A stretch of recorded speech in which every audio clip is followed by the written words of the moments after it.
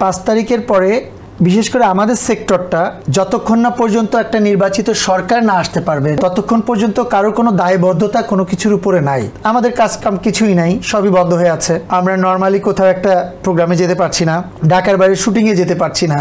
5 তারিখের পরে তো আমরা গুঞ্জন নিয়েই পড়ে আছি, ওর নামে কেস দিচ্ছে, ওর নামে মামলা করতেছে, কে থ্রেট দিচ্ছে। তা অ্যাকচুয়ালি তো এটা আমাদের কাজ না। আমরা আমাদের দর্শকদেরকে ভালো ভালো ছবি উপহার দিব, এটা হচ্ছে আমাদের কাজ। স্বার্থন্বেষী কিছু আর্টিস্ট আছেন, তারা বাদে মোটামুটি আর্টিস্টদেরকে মন মানসিকতা সবসময় তারা অনেক নিরীহ হয়, তাদের জন্য কিন্তু আমরা সব আর্টিস্টটা কালার হয়ে গেছে। একটা সরকার যখন 15 বছর থাকে তখন পিঁপড়া হেঁটে গেলেও সরকারের দিকে তাকায় তারপর হেঁটে যেতে হয়। তা প্রতিটা মানুষেরই কিন্তু ওই 15 বছর কিন্তু সেমটাই হয়েছে।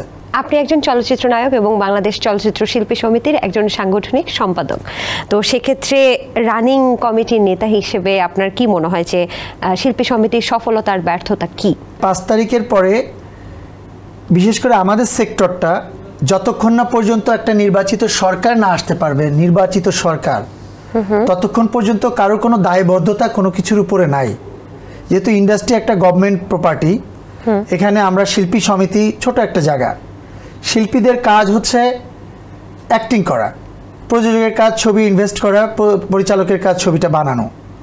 তা সেক্ষেত্রে আমরা ছোট একটা জায়গায় নির্ভর করে আছি, তথ্য মন্ত্রণালয়। আমাদের কাজ কাম কিছুই নাই, সবই বন্ধ হয়ে আছে। আমরা নর্মালি কোথাও একটা প্রোগ্রামে যেতে পারছি না, ঢাকার বাইরে শুটিংয়ে যেতে পারছি না।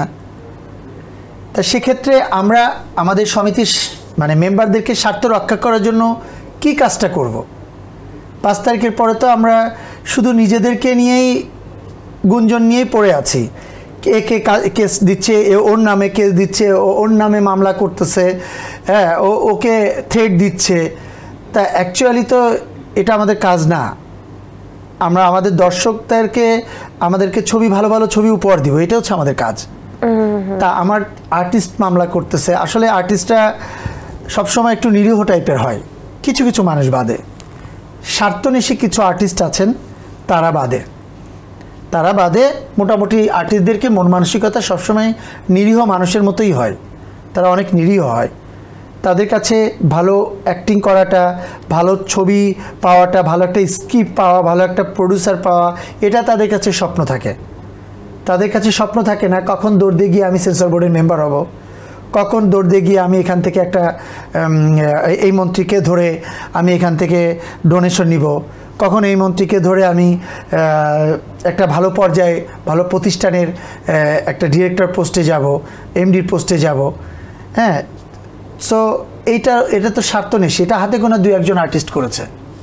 তাদের জন্য কিন্তু আমরা সব আর্টিস্টটা কালার হয়ে গেছি গত 15 বছর। একটা সরকার যখন 15 বছর থাকে তখন পিঁপড়া হেঁটে গেলেও সরকারের দিকে তাকায় তারপর হেঁটে যেতে হয়, যে আমি কি ভুল যাচ্ছি নাকি সঠিক যাচ্ছি। ভুল গেলে তো আমাকে ধরে নিয়ে যাবে। তা প্রতিটা মানুষেরই কিন্তু ওই 15 বছর কিন্তু সেমটাই হয়েছে। আর কিছু মানুষ ছিল যে ওনার ইচ্ছা করে ভিতরে ঢুকছে কিছু স্বার্থ নেওয়ার জন্য। ওই স্বার্থ নেওয়া মানুষগুলোর জন্য আজকে আমার ইন্ডাস্ট্রি অনেক আর্টিস্ট সাফার করতেছে। আপনি এমন একটা কথা বলেছেন যে ভবিষ্যতে শিল্পী সমিতি নির্বাচন আর করবেন না, একটা গণমাধ্যমে বলেছেন, এটা কি এখনো সেই সিদ্ধান্তে অটুট আছেন? না, আমি এখন পর্যন্ত সিদ্ধান্ত অটুট আছি, সময় বলবে আর কি অ্যাকচুয়ালি আমার কি যাওয়া উচিত কি যাওয়া উচিত না। এসএমসির emergency contraceptive pill Norix one অরক্ষিত মিলনের 72 ঘন্টার মধ্যে এর একটি মাত্র পিল আপনাকে করবে টেনশন ফ্রি। এসএমসির নরিক্স ওয়ান, এক পিলের সমাধান।